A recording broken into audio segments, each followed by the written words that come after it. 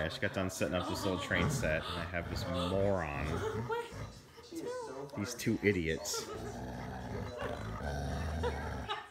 I don't know why.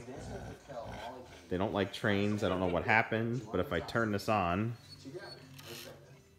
if I just give it a little,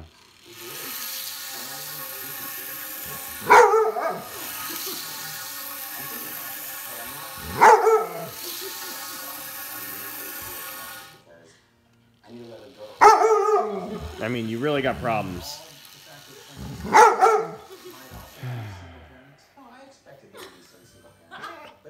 Why? Why? Why don't you like trains?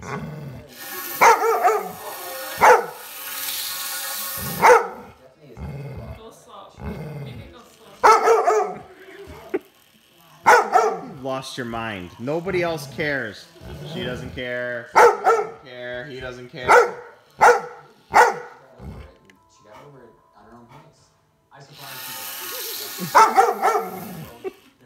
I mean, this is ridiculous. Why do you think? My best guess is Megan got voted out because